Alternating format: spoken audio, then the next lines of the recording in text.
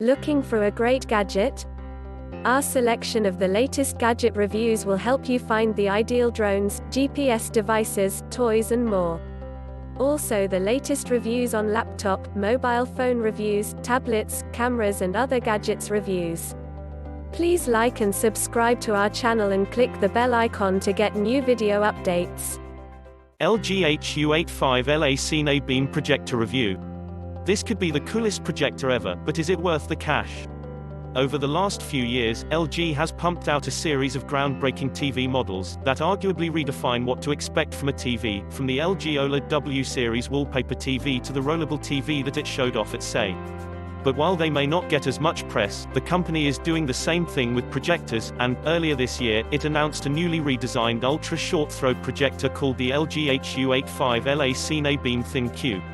If you're unfamiliar with the concept of a short-throw projector, it's essentially a projector that you can place next to the wall, and it'll angle the image up at the wall it's next to.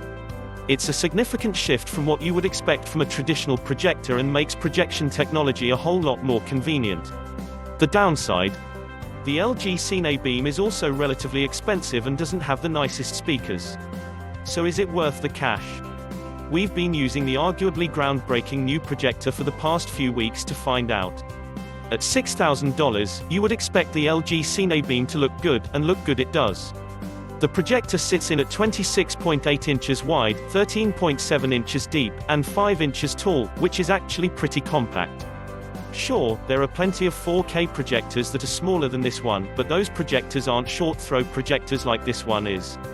Generally speaking, the projector is basically a big rectangle, but it's super modern looking, and the white color scheme with the gray speaker covering looks great.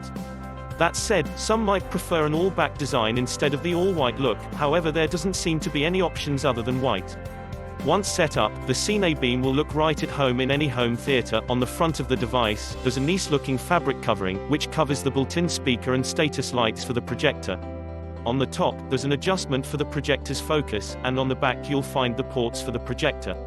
Out of the box, you'll get plenty of connectivity, including 2 HDMI ports and 2 USB ports, which can be used for both media playback and power delivery. There's also a USB-C port, which is a nice touch. Under the projector, on the front right, there's a small joystick that can be used to power on the projector and control channels and volume. The LG Magic Remote, which comes with the projector, actually works kind of like a Wii Remote, allowing the user to point at the display to make selections. It works pretty well, and ensures that you can quickly make selections without having to scroll through menus. The remote is around 6 inches long, and has controls for channels, volume, playback, and quick access buttons for Netflix and Amazon Prime Video. There's also a scroll wheel in the middle of the directional pad, which doubles as a selector button like a scroll wheel would on a mouse. It's generally a good experience, and there are controls for everything you would need. Sure, it's not as simple as something like the Apple TV remote, but most will be able to easily figure out what each button does, and how to use it. Setting up the LG CineBeam is an absolute breeze. You'll start by placing the projector between 2.2 and 7.2 inches away from the surface that you want to display onto. That may seem like a small variation, but it actually makes a huge difference. At 2.2 inches away, the projector will deliver a 90-inch screen size, while at 7.2 inches, you'll get a 120-inch projection.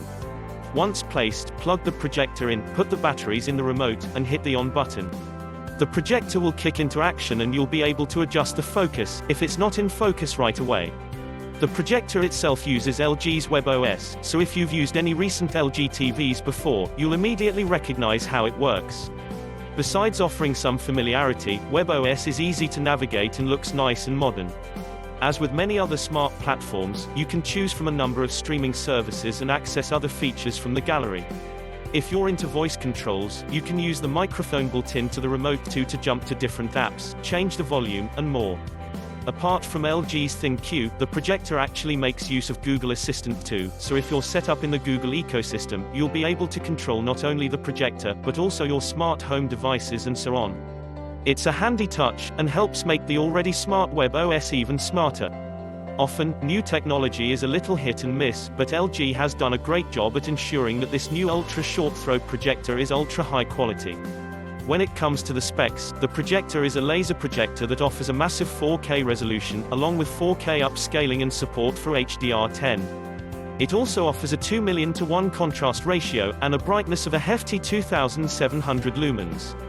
The projector uses a 3CH laser, which is an upgrade from dual laser projectors, and as a result the projector is able to cover 97% of the DCI-P3 color space. Safe to say, it's a pretty high-tech projector, especially considering the fact that it's short throw. The projector offers a few different viewing modes, as you would expect.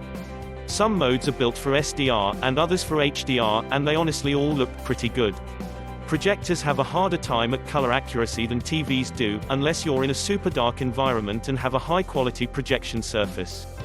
We tested the projector in a range of environments, but most of the testing was in fact done with the curtains drawn. That said, even with medium light, it actually did pretty well, so while it's probably not something that could withstand direct sunlight, it does perfectly fine in most other situations. Vivid was definitely the brightest mode, and a little over the top in terms of color saturation. That said, we recommend steering clear unless you really need that extra brightness. Other modes include Standard, Cinema, Sports, and Game, and we found that the Standard or Cinema modes looked the best in most situations, with the Cinema mode probably being the best when you're able to cut down on ambient light. In SDR, the projector is a little less bright than it is in HDR, but it still looked great. The well-tuned eye might notice a major difference and prefer making sure that the room is truly blacked out when watching SDR content, but most will still get by perfectly fine with the brightness on offer in SDR. Content in SDR actually looks great. Images are detailed and crisp, whole colors are vivid and bright. Once again, the overall image in SDR is a little darker, as you might expect, but we still absolutely love the image quality on offer here. In HDR, the projector is even better. Content is beautifully detailed, while colors pop. Content like David Attenborough's Planet Earth 2 is an absolute joy to watch, and the huge screen size is a big part of that. I still stuck with Cinema mode here, and if you're a pixel peeper you may notice that the image has a slightly cool tone to it, but it's not bad by any means, and still makes for a stunning image. Sound quality on the speakers is fine on its own, but you'll probably want to match such high-quality image with high-quality speakers. We found that the sound was generally a little midsy, and there wasn't a ton of detail in the high end, but they're certainly passable for most situations. Again, though, for true home theaters, you'll want to invest in something with a little more oomph. The projector is super quiet too. There is fan noise, to be sure, but it's easily drowned out by speakers, even at lower volumes. LG has done a great job at ensuring the projector runs largely distraction-free. The LG CineBeam is an arguably groundbreaking product. Gone are the days when owning a projector meant having to hang one from the ceiling or have a permanently installed table in the middle of your living room. Sure, it's not the first short-throw projector in general, but it is one of the first for home theaters, and we're seriously hoping it kicks off a new wave of projectors and the tech gets cheaper over time. Until then, rest assured, if you're interested in buying this projector and have the cash to spend, you won't be disappointed.